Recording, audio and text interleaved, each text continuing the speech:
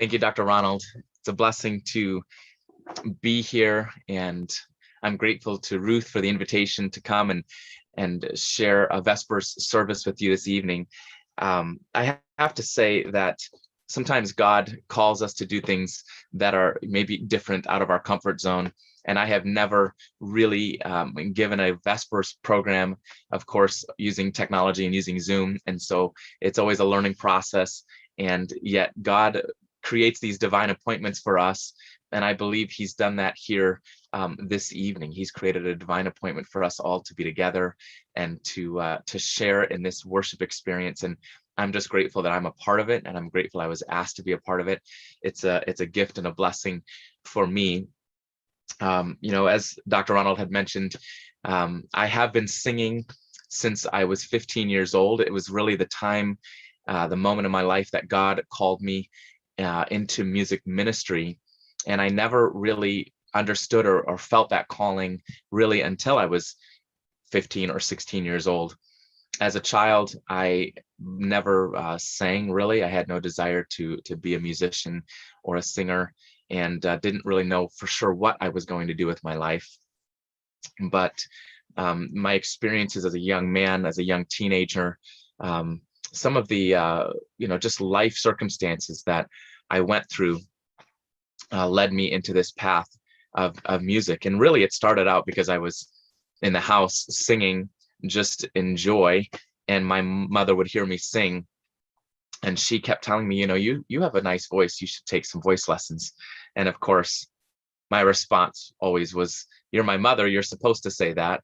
And we would laugh, and she would say, no, I'm serious, I believe you have been given a talent and you should share it. And I said, Mom, I'm not interested in being a singer. And that was that. And then she ended up actually signing me up for a voice lesson. And at that time, I was living in the area very near to Andrews University in Berrien Springs, Michigan. And she had signed me up for a voice lesson. And the voice lesson was going to be with a woman who teaches there at Andrews University. She didn't tell me she signed me up for this lesson. She just drove me there and told me it was a surprise. And I wasn't sure what the surprise was, but I realized when we arrived at the studio what was going on. And I remember being upset with my mom. I thought, Mom, I don't really want to be a singer. I don't want to do this. And I even told her, you can put me in that studio, but you can't make me sing. And she said, that's fine. You don't have to. I just want you to meet with this voice coach. And I did. I spent about 20 or 30 minutes with this voice coach, and she was very, very good at what she does. And within that a period of time, she had me singing. And once I started singing, I never stopped. From then on, I was enrolled in weekly voice lessons, ended up studying with Dr. Stephen Zork, and some of you may know who that is. He's the head of the choral conducting and voice program there at Andrews University. And I immediately began taking voice lessons from him before I was even enrolled in university. And then once I did enroll at Andrews, I enrolled as a vocal performance major. And the rest, of course, is history. And now I'm singing not just for fun, but also as a career calling, as a ministry calling. My entire life is wrapped up in music ministry and has been for 20 years now, believe it or not. So I'm grateful for the path that God takes us down. Sometimes we are resistant, like Jonah was resistant, and God still will have his way in spite of our resistance. And I'm grateful for that. I'm grateful that God doesn't just turn away when we push back a little bit, but God continues to push and encourage us and puts a little pressure on us, and that's a good thing, to get out of our comfort zone so that we can effectively serve him. Tonight, the main theme of my experience and my discussion tonight is going to be about having a purpose in life. And God wants every one of us to realize what our purpose is. He has a purpose for us. He has one for me. He has one for you. Our purpose can be dynamic. And I have seen that we go through different seasons in life, I like to call them, where God has a purpose for us that changes. My purpose in life right now, besides music ministry, or I should say in addition to music ministry, as a husband, as a father. Those are important purposes that I have in life. I have young children. I have a 5-year-old little girl, Emma, and I have a 3-year-old little girl, Aubrey. And those two sweet, precious gifts from God, of course, require my engagement, my intention, my investment into them. And so in this season of life, this season of fatherhood, one of the purposes that I have is to be a good father, a good example, a good guide, a good spiritual head to my family and to my little girls. Some of you may be in a different season of life and your purpose may be slightly different, but I do believe we all have a purpose. And that's something I want to talk about and engage in several examples of how God can give us a purpose, maybe in ways we wouldn't always consider. This first song that I'm going to share with you, it's entitled Sweet Jesus. And the song basically, in a very simple, very sweet way, it discusses God's place in our lives. It talks about how God is our friend, how he's our refuge, he's our shepherd. And that's true because in the different seasons of life that we go through, there are times when we need a friend in Jesus. Maybe we are friendless for some reason. Maybe we are lonely. This pandemic has showed us what loneliness really is all about and how profound loneliness can be felt when we have to isolate for health reasons. And so there are so many people, including myself, who have found friendship and companionship in Jesus during these times of isolation. There are times when we are scared about the future, and I think that is a very appropriate discussion right now, being fearful of the future. And God is our refuge. He's our protector. He is the one we hide in, and we say, God, I don't understand what's going on around me in the world. I don't have a lot of hope in the future, but I have hope that you're in control and that I can hide in you. And then there are those times when we are the wandering sheep and God is trying to make sure that we don't fall astray and go astray. And so as our kind and gentle shepherd, he is constantly guiding our courses and correcting our course and taking care of us as a shepherd would care for his sheep so tenderly. And this song celebrates that, and it celebrates what God's purpose is in our lives and how we can have a purpose for him. This is Sweet Jesus.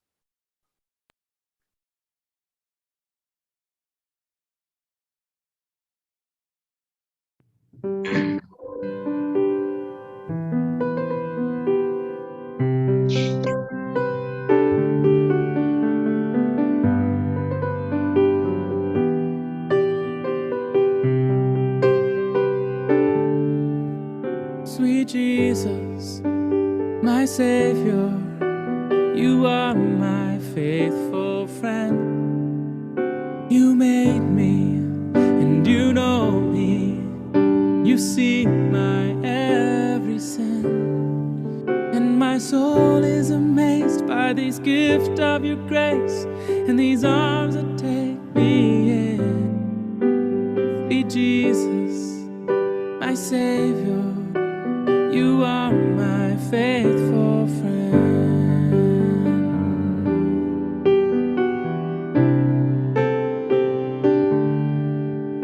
Sweet Jesus, my shelter, you are my faithful friend. The refuge that I run to when my world comes closing in. Why should I be afraid when I know I am saved by these arms that take me in? Sweet Jesus, my shelter, you are my faithful friend.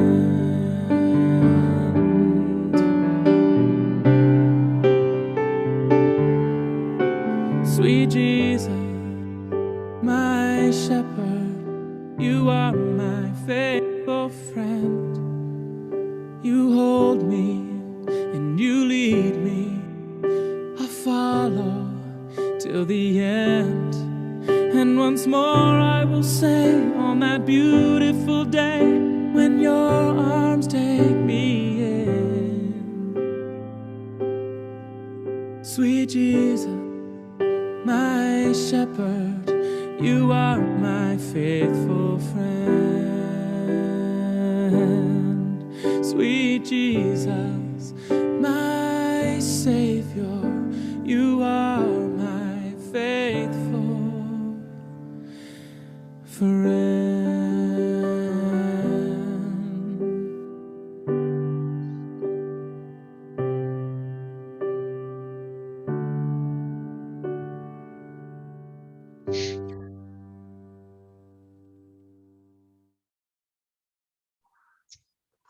It is a blessing.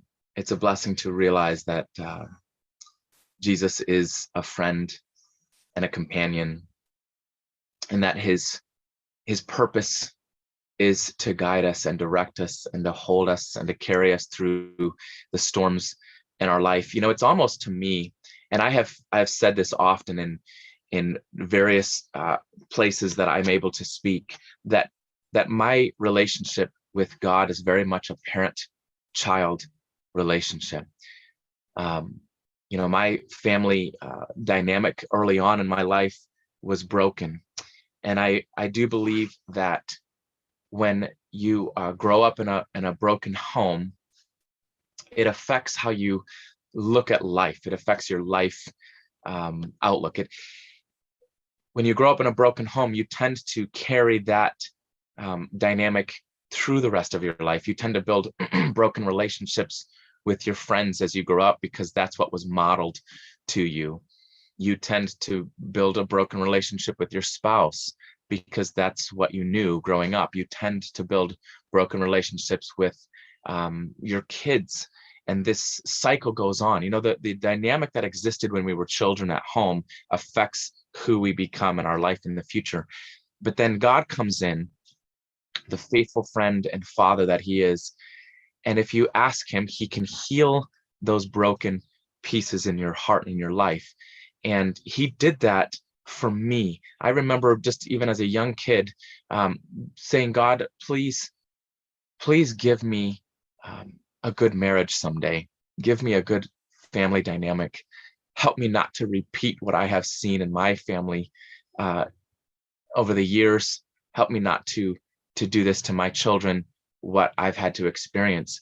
And God in his infinite wisdom helped me break a cycle of broken families in my life. My brother and I both actually can claim that victory, that God has allowed us to break many different unhealthy family cycles in our family dynamic. I'm in a season of life, as I said before, now that I'm a father. And this concept is more important to me than ever before, because now I'm raising sweet little girls, and I am trying to teach them the power and of a family unit that is close to Jesus, that prays together, that studies together. So every day, of course, we have our devotions in the morning. We have our devotions in the evening as a family. Every Friday evening, we have a special Sabbath entrance program that we do with our girls. And of course, I'm in the United States, so we're still in the daytime here. But tonight we'll be singing special songs, we'll be reading special Bible verses and special stories with our girls, teaching them the importance of entering the Sabbath together as a family. But I do believe that God looks at me as his child, as his son. I believe he looks at you the same way, as his children. And some of you may have had a similar family dynamic to the one I described. Some of you may be needing to look to God as your ultimate parent, as your ultimate father, as I do. And that's okay. That's the void that God is very good at filling, is those family shaped voids. I believe that no matter where we are in our walk, in our spiritual journey, that God is our parent, and it doesn't end. You know, people who have been parents long before me had said to me when we had kids, they said, you will always be a parent. And I said, well, when they turn 18, they're legal adults in the United States. So at that point, I would assume that my parental duties are done and over. And they always laugh at me because they say, no, once you've become a parent, you are always a parent. Your children will always be your children. And it's funny because I tell my kids, I tell my girls, you know, you're my baby girls. And they always tell me, Dad, we're big girls, we're not babies. And I said, that's true, but there's a secret I want to tell you. You will always be daddy's little girls, always.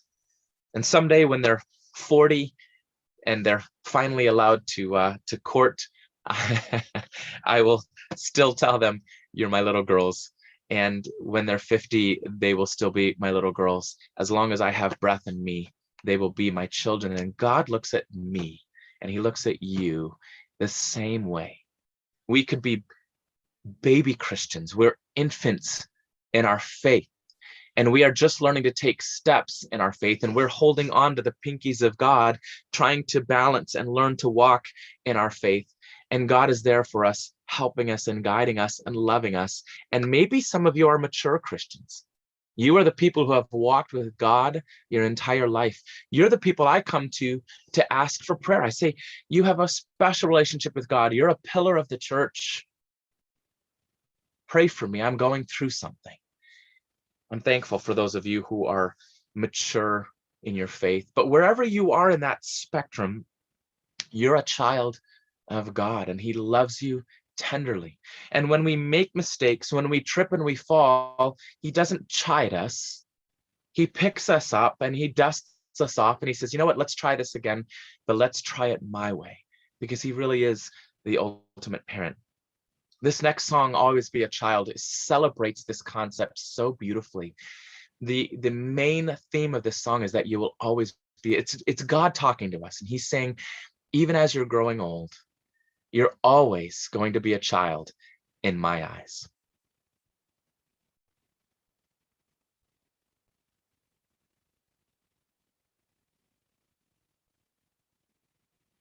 This song title is Always Be a Child.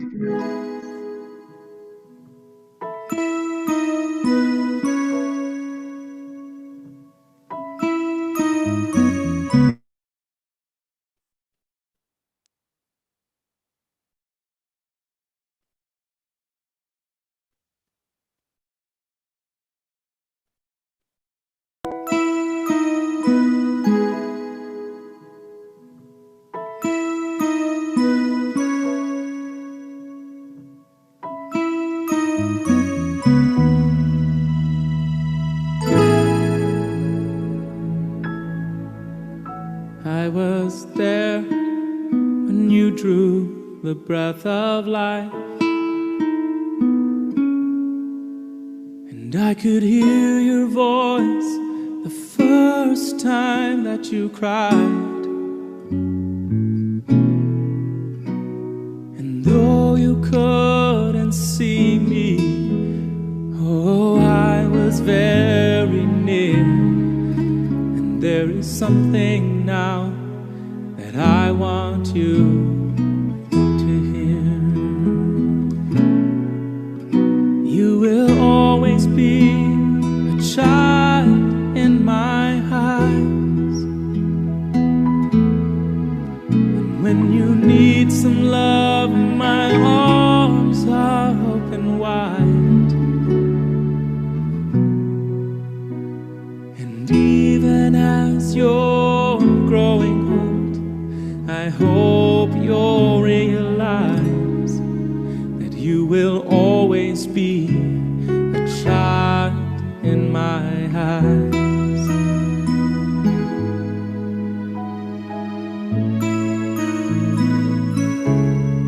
And I was there the first time that you prayed, and I heard all those promises you made.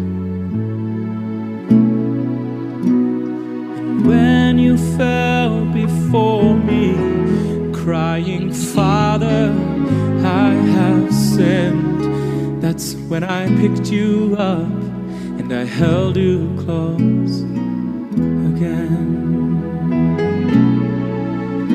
You will always be a child in my eyes. And when you need some love, my arms are open wide. And even as you're growing old, I hope you'll realize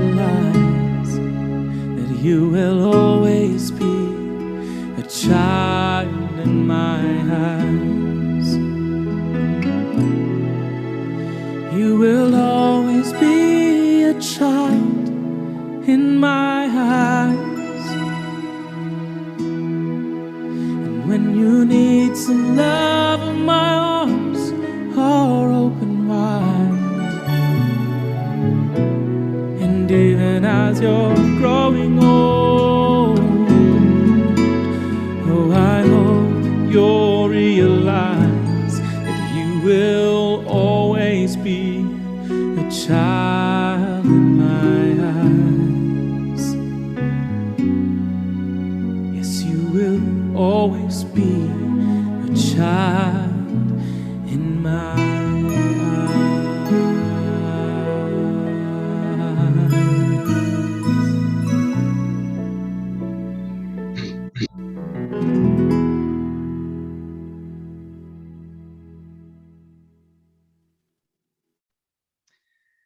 That song is one of my favorite songs because of the powerful message that God is giving to us through it, that we are his kids. And I can't imagine a love more intense than the love that I have for my children. People used to tell me, when you have children, you will learn to love in a way that you've never loved before. And I never understood that because of the love that I have for my wife. How can I love even more? And yet, when you have children, there's just something very intensely beautiful and deep and abiding and different about the love that you have for them. And I can only imagine the love, the intensity of the love that God has for us as his kids. I will have to say that as a parent, sometimes my love fails. You know, sometimes I'm impatient with my children. Sometimes I am misunderstanding of them and what they're trying to do or convey or get across, and I don't understand. There are times that I am not always the best parent because kids don't come with an instruction manual always. And so in my failures as a parent, I realize how much I need to lean on God to guide me. And it is important that I have the Bible, and that I have God and spiritual mentors guiding me every step of the way as I fulfill my purpose as a parent in my children's life. God's love is very, very consistent. God is not impatient with us. God never fails us. His love never fails us. His love is consistent. Nothing that we do or we don't do affects God's love. And that's what I love about this next song that I'm going to share here in a moment. In the Bible, we are told that God's love never fails. It is unchanging. His character is consistent. It is something that I'm striving to be as a father, as a parental figure, and even as a husband, to have a consistent love that never fails my family. I can never truly reach that level of perfection that God's love is revealed on us, but I can strive for it every day, becoming a better father, becoming a better husband, becoming a better friend. Learning to love with a love that never fails is a very important growth aspect for me. And I think it's important for all of us. If we just look around in society right now, we can see how people's love grows cold. And the Bible talks about the love in our hearts growing cold. And that's something that I never want to happen to us. I want us to love with a love that never fails. And I believe that you'll be blessed as you hear this song, Love Never Fails.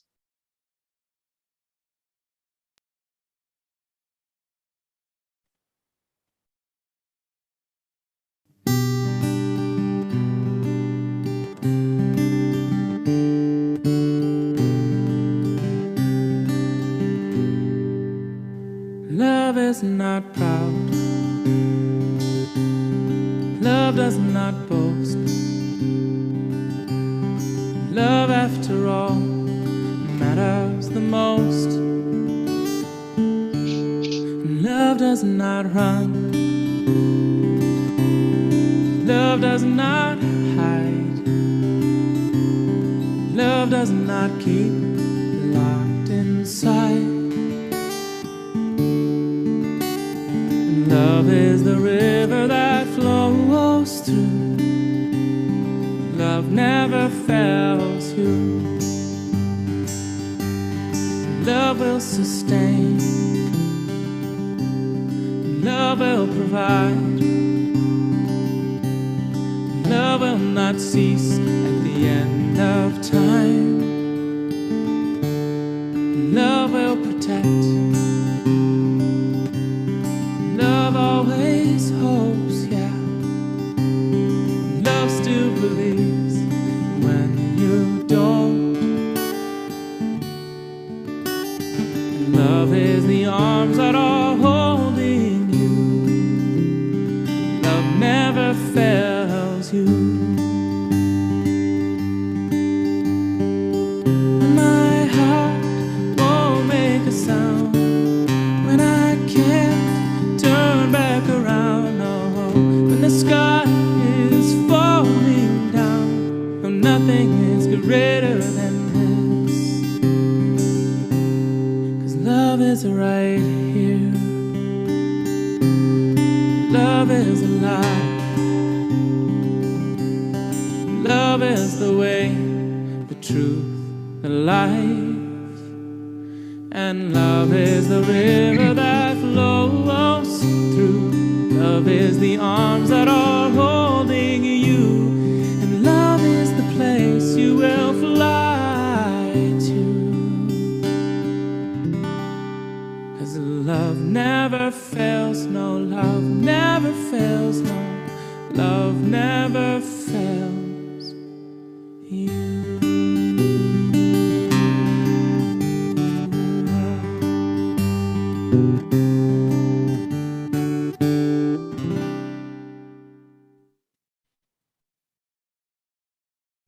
Now, sometimes as a parent,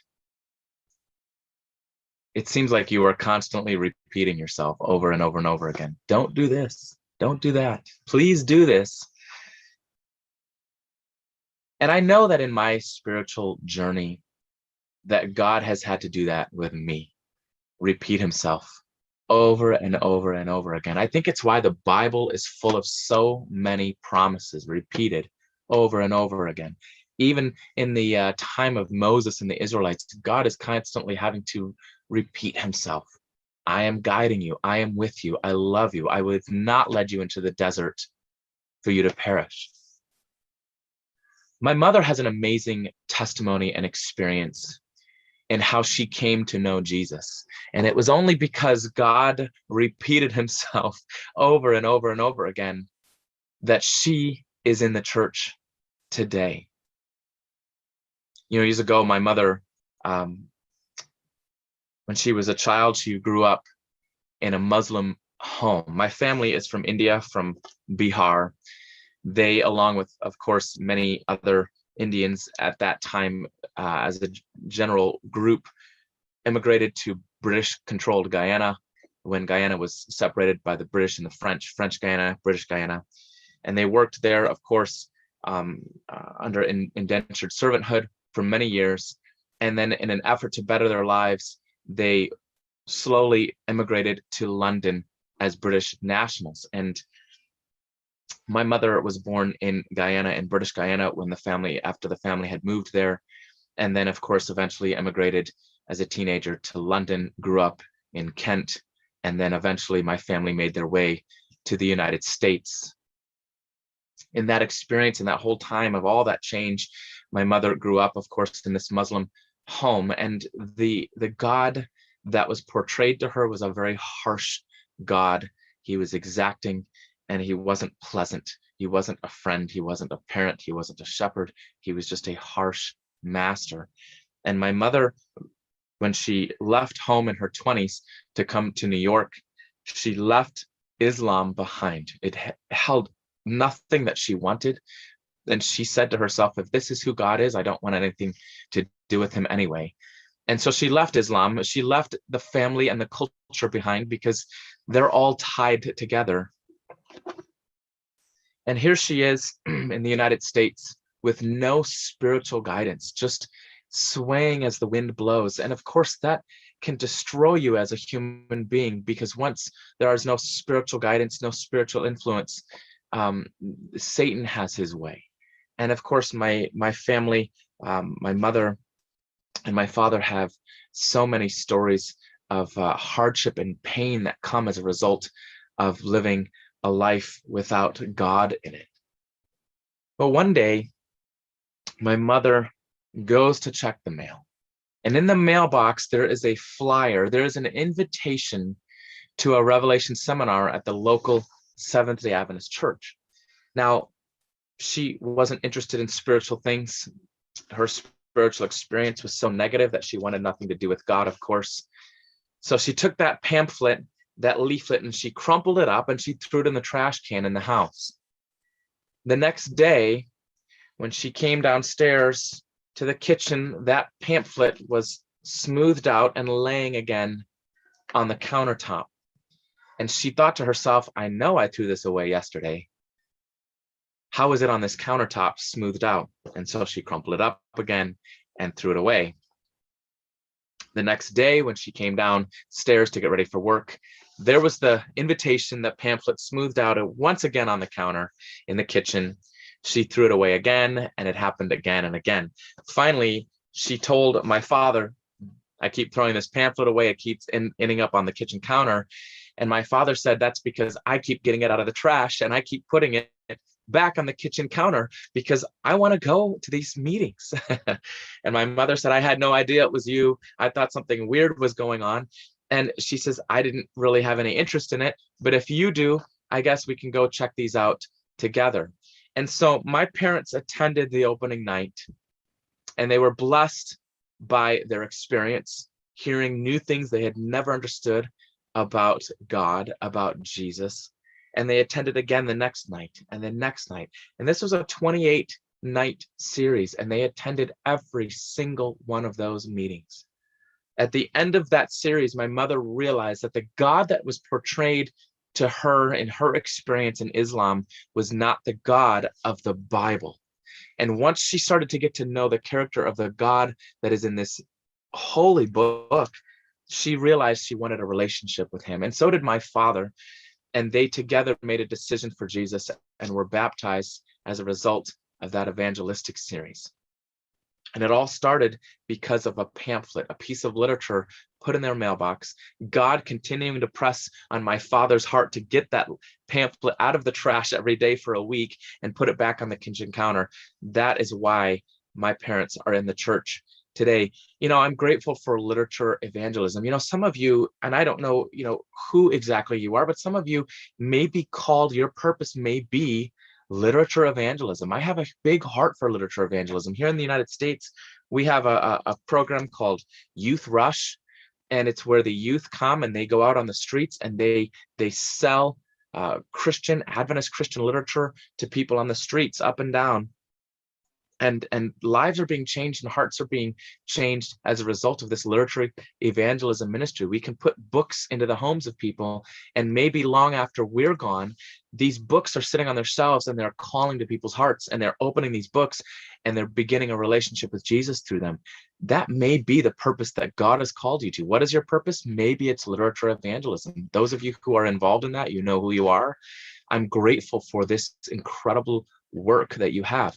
The literature, the pamphlets that are put into our mailboxes can lead us to Jesus. They did in my parents' case, and I'm grateful for that. I actually keep a little bit of literature in my vehicle, in my car, and sometimes I'll go places and I'll leave them behind, or I'll give them to people that I meet, and I'll just say, God bless you. I hope this blesses you as much as it blessed me, because I'm hoping someday that a pamphlet just like the one that led my parents to the church will lead someone else to the church.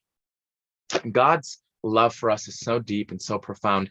I love how in Mark chapter 5, if you scroll down to verse 19, in Mark chapter 5, it talks about these demoniac, demon-possessed men that Jesus, interacted with. And, Matthew mentions that there were two of them. I do believe there were two. The Bible doesn't contradict itself. The other Gospels mention one, but I think they're just discussing one of the two men. But you go through this whole story where Jesus comes to this area, and these demon-possessed men are there, and they are the scourge of society. Nobody wants to be around them. They've tried to chain them. They've just basically ostracized these two crazy men. And Jesus comes to a place where no one else wants to be, no one else wants to go. He comes to this uncomfortable place and he heals these men. He sees that they are desiring to be healed. They're desiring to be free from these demons. There's a little bit of light shining through the cracks in their heart. And Jesus takes advantage of that and he saves them from this demon possession. Now, when you get to verse 19, just before 19, you have this man saying, I want to be with you. Verse 18, and when he was coming to the ship, Jesus, that is, the man that he had been possessed with the devil, prayed to Jesus. He begged him that he might be with him. So this man is saying, you have changed my life. You have healed me.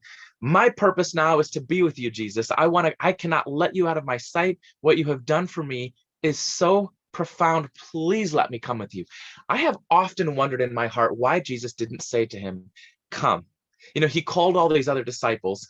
He called every one of them. He's saying, drop your nets, come and serve me. Leave your money box behind and come be my disciple. This would have been the only disciple that Jesus didn't have to call.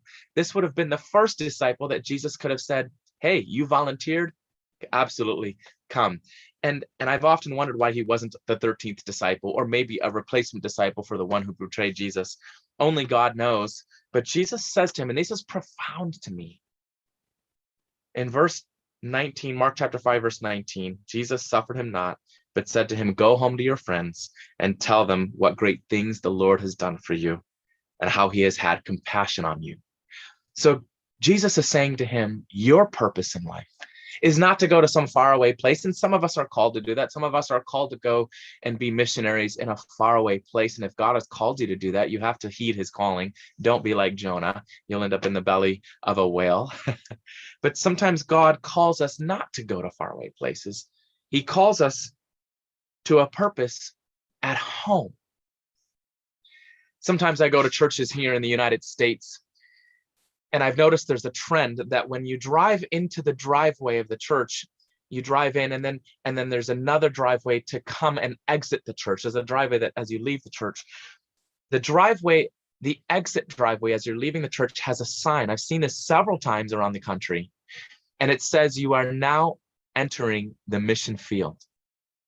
And I've always told the pastors of these churches, I love your sign, but put one at the entrance to the church, so that as church members are driving into church, as they're arriving, as they're coming to church, there's a sign that says you are now entering the mission field, because church is a mission field. When Jesus sends his first missionaries out, his first missionaries in his work on this earth are sent home.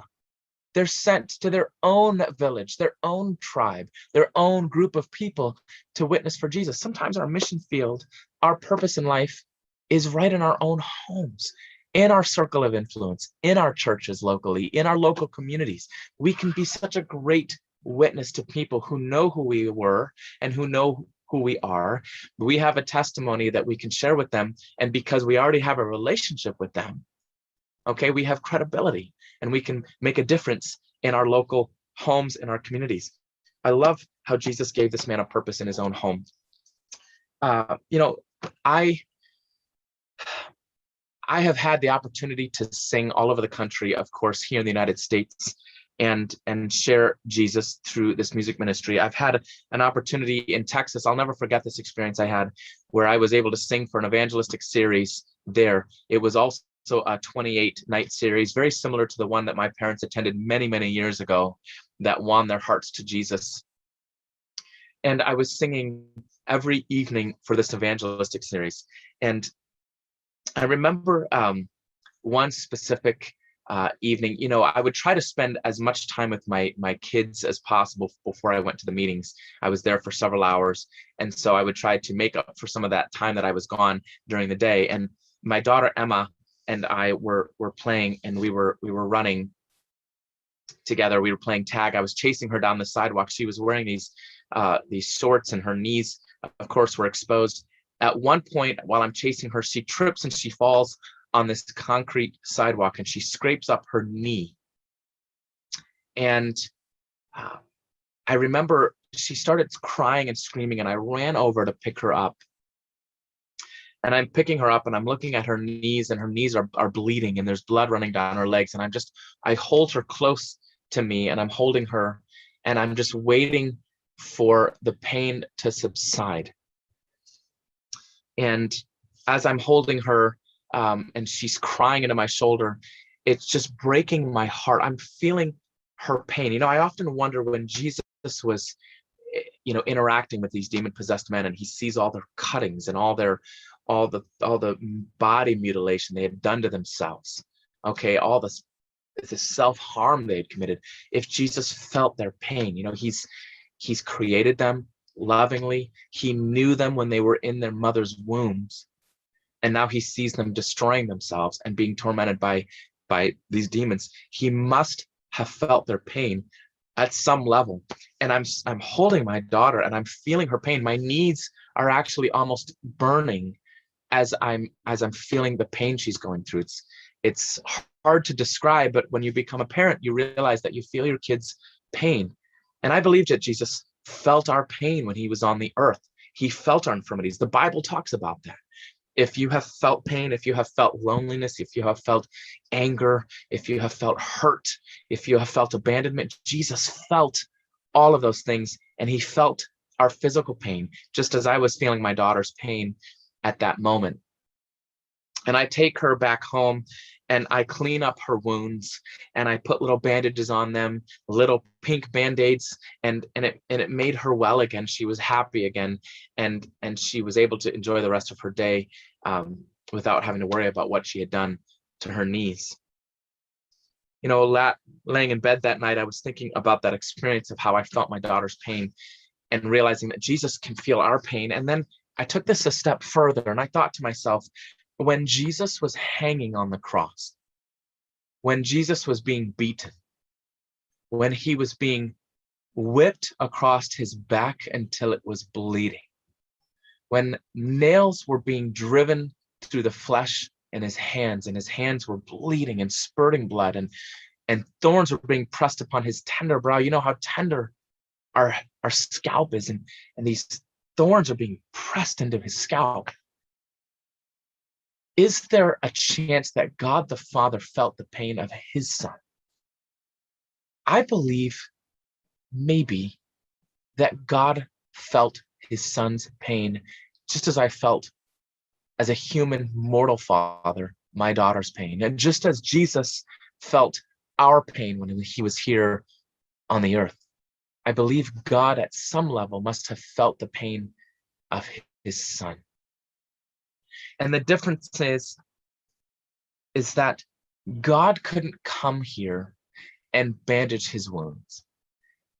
He couldn't hold his son in his arms until the pain subsided. He had to just watch everything go down, watch everything happen, because that was part of the plan.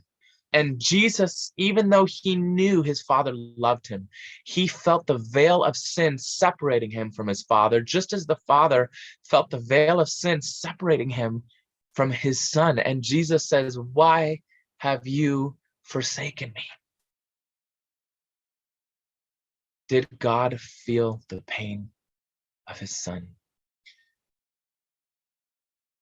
This next song is titled, "How Deep the Father's Love for Us." We read about in John 3:16 how God so loved the world that he gave his only son. We know that Jesus loves us because we have seen him on the cross shedding his blood for us, dying, being murdered for my mistakes, for your mistakes, taking that burden on him. We've seen this. We've seen it outlined in the Bible. But do we realize that God the Father loves us with the same intense love that he was willing to give his only son? Watch him suffer, feel pain, and die for you and me. How deep the Father's love for us, how vast beyond all measure, that he would give his only son to save a wretch like you and me. This is how deep the Father's love for us.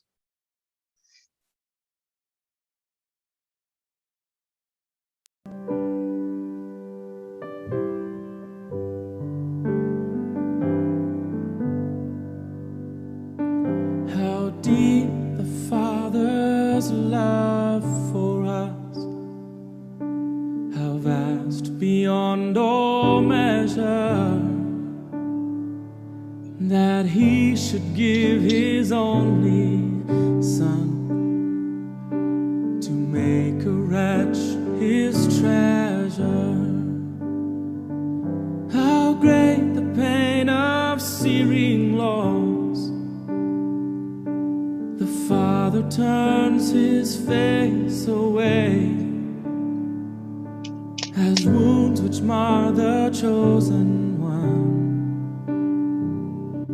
bring many sons to glory. Behold the Lamb upon that cross, my sin upon His shoulders. Ashamed I hear my mocking voice call out among the scoffers. It was my sin that held Him there until it was accomplished. His dying breath has brought me life. I know that it is finished. I will not boast in anything, no gifts, nor power, nor wisdom, but I will boast in Jesus Christ, His death and resurrection. Why should I gain from His reward? I cannot give an answer, but this I know with all my heart: His wounds have paid my ransom. Why should I gain from His reward? I cannot give an answer, but this I know with all my heart: His wounds have paid my ransom. But this I know with all my heart: His wounds have paid my ransom.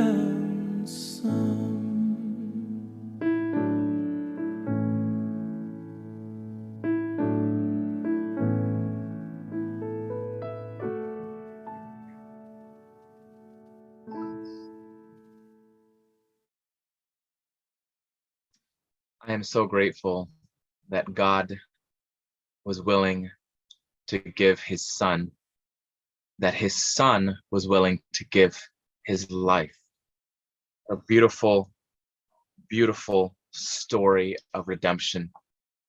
That is what gives us a purpose in life. If Jesus didn't accomplish what He did, if God didn't allow His Son to give His life, we would have no purpose whatsoever in our lives. There'd be no reason for our existence. It would have been better for God to whisper and to blot us out of existence completely. Because of the sacrifice, we have a purpose. We have a hope. We have a story that we can share with those around us. And I'm grateful for that. You know, sometimes people come up to me after I have shared this sermon program or a Vespers, and they'll say, I don't know what my purpose is. I don't know what my spiritual gift is. You know, Scott, you can sing and God has made that clear to you, but what does God want me to do? I don't know. I've been searching all my life trying to figure out what my purpose is, what God has for me. And I'm always quick to remind myself and others that our purpose in life isn't always something that has a label or makes a big splash or creates a big scene or is accomplished from up front in front of people. Sometimes God has a purpose for us. He has divine appointments for us that are more in a quiet nature. He intersects our lives with other people's lives, sometimes for just a moment, because I believe that we can be one link in the chain of someone's salvation. You're not the whole chain. You're just one link. And then someone else intersects with their life and they become another link and another link that leads those people to heaven. I want to give you an example of how my wife was the link and is hopefully the link in someone's chain of their salvation.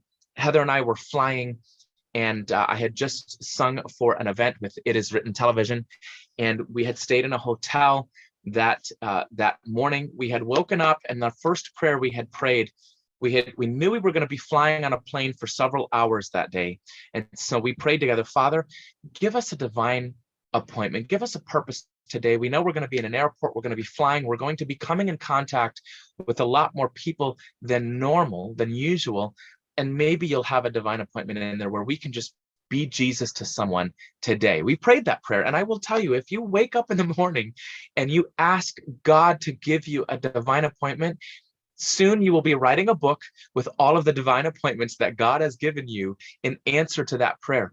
I encourage you, I challenge you, saints, to pray that prayer every day. God, give me a divine appointment today. It will change the course of your life as it has ours.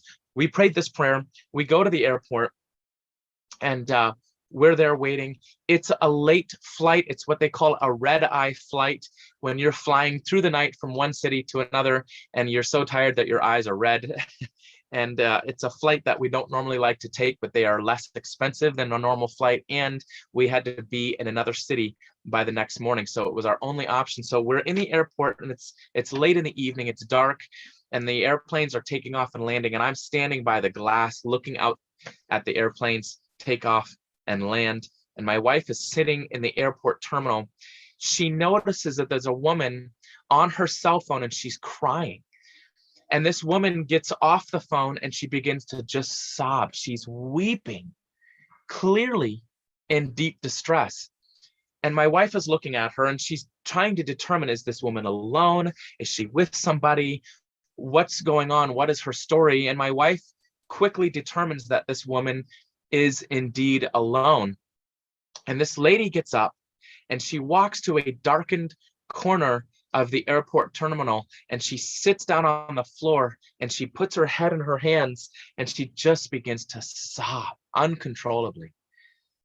My wife, Heather, realized that this woman needed someone to make sure she was okay, and no one was coming to her, no one in the airport, none of the flight personnel or the desk staff were going to her to help her. So my wife gets up from her seat, and she walks over to where this woman is sitting, and she sits down next to her, and she puts her arms around her, and she says, "What's wrong? Is there anything I can do to help you?" I noticed that my wife was walking towards this woman by now, and I joined her, and we kind of formed a little sandwich where I was on one side and Heather was on the other side, and this woman was in the middle, and we just surrounded her to love. And she began to tell us what was going on. She says, I live in Hawaii. She says, my mother lives in the United States. I had purchased a flight for my mother to fly from the United States to Hawaii, where I'm at, because I wanted her to spend a month with me, a mother-daughter retreat for a month. I just wanted us to be together and spend time with each other. I love my mom. We're so close, and I've missed her. So I bought this flight, and I said, Mom, you're going to fly to see me, and you're going to stay with me for a month. My mother was excited. The flight was supposed to happen in 3 weeks. She was already packing. She says, but I got a phone call today from a neurosurgeon at a hospital there, at a trauma center, who said that my mother had had a massive stroke and she was dying. She said, so I have been trying to catch every flight that I can catch to come back to the mainland so I can say goodbye to my mother before she passes away. And she's telling us the story, and she is so distraught. She can't hardly even get it out. And there's nothing you can say in a situation like this that will help. What do you say to a woman who is about to lose her mother unexpectedly? What do you say to her? I remember there was a long period of silence as we just sat there on either side of her, and the busyness of the airport and the bustle of the airport just became, it faded. It faded into the background. After a while, I said to her, "Can I pray for you right now?" And she nodded her head yes.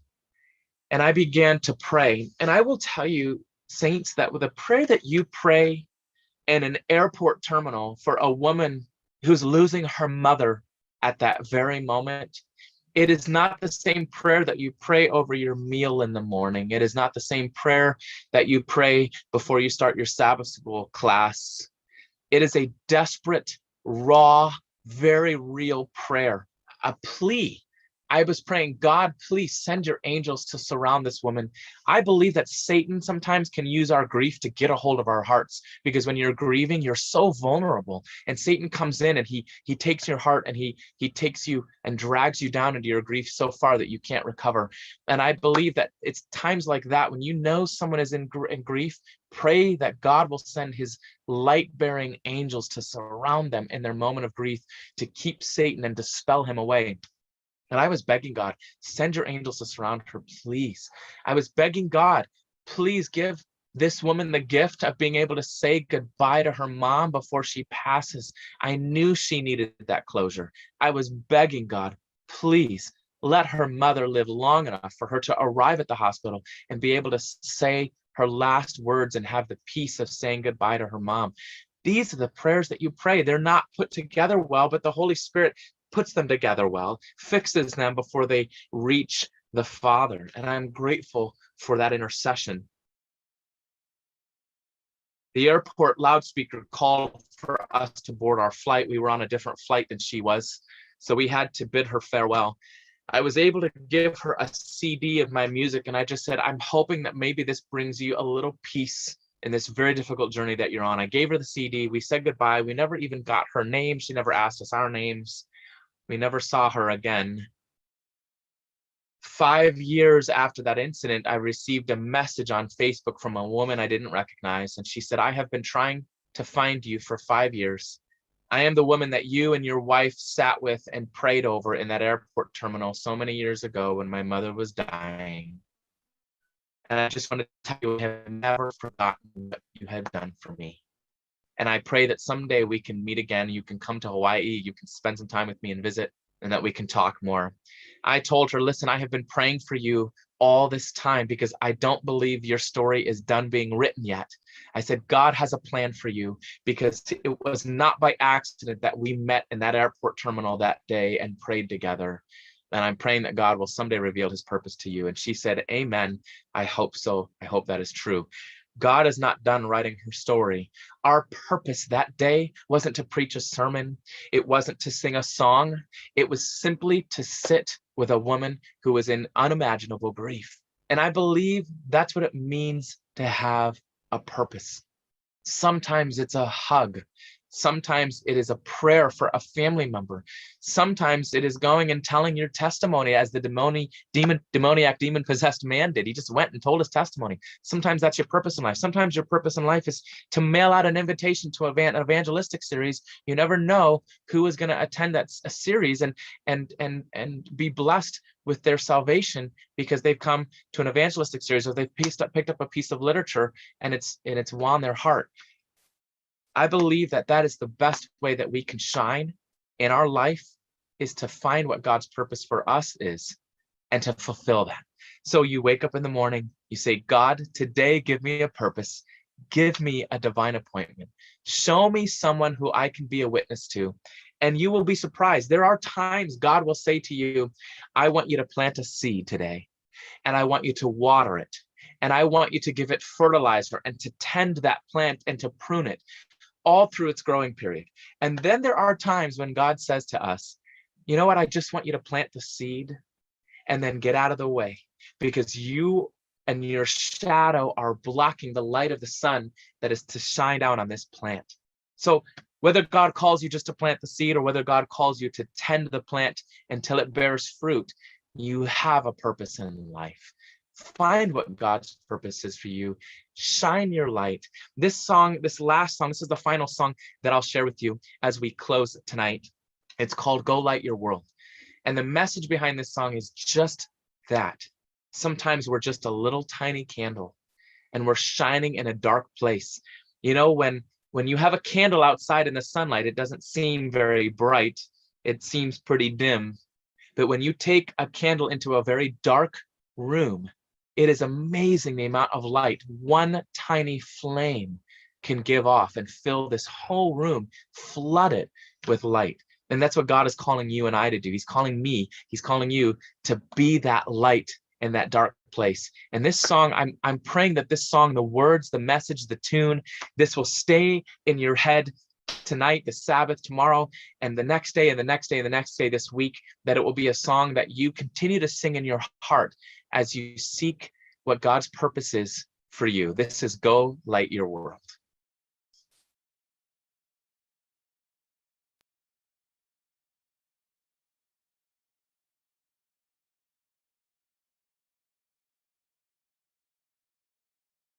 I'm probably having a little bit of technical difficulty playing this song.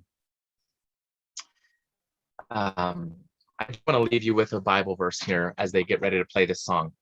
This is Exodus chapter 9, verse 16. And this is God talking to Moses, okay? And he's telling Moses, this is what I want you to tell Pharaoh. And indeed, for this very purpose, I have raised you up, to show you my power, and that my name may be declared in all the earth. God is telling Pharaoh, I have raised you up. You have a purpose, Pharaoh. And Pharaoh was never a willing accomplice in God's plan. Pharaoh never wanted to work with God. He never wanted to allow God to do what God was asking him to do. Pharaoh's heart was hard, and God was able to give him a purpose and use him for a reason, to declare his name throughout all the earth, to show his power. We read about this story in the Bible even to this day. It is that famous, the story of the Israelites and the plagues and the great Exodus. God, if he could give Pharaoh a purpose, if he could use Pharaoh with his hardened heart, how much more can he use you and I and give us a purpose in our lives to show his power, to declare his name throughout all the earth. I'm hoping we're going to get an opportunity here to hear this song, Go Light Your World, and that you'll be blessed by this.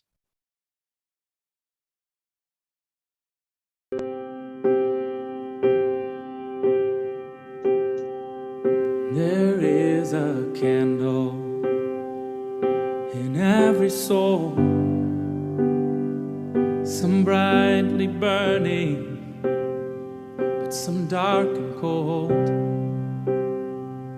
There is a spirit who brings the fire, ignites the candle, and makes his home.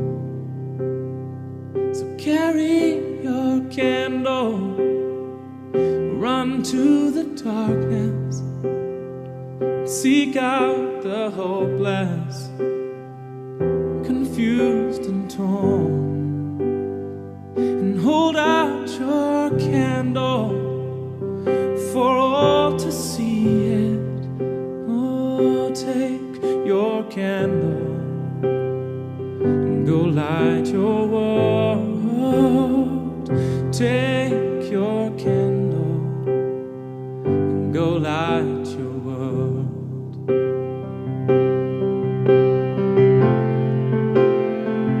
Frustrated brother, see how he's tried to light his own candle some other way. See now your sister, she's been robbed and lied to. She still holds her candle without a flame.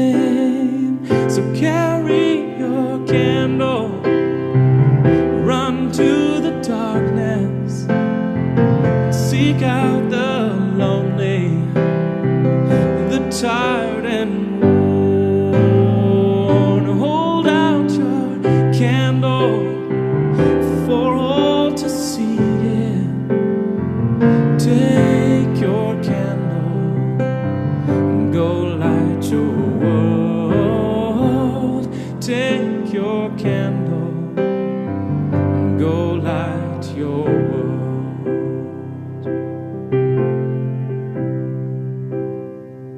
We are a family whose hearts are blazing.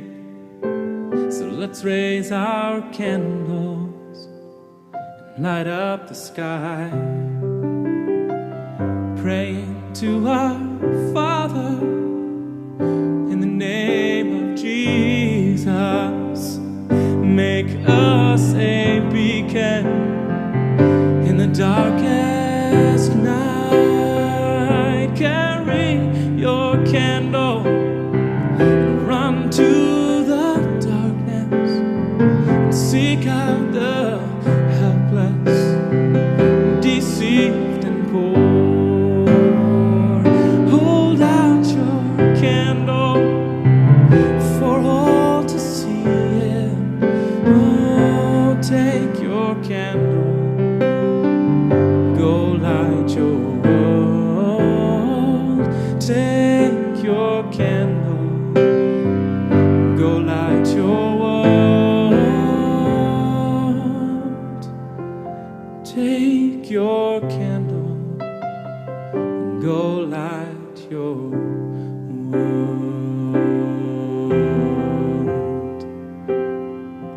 Go light your world.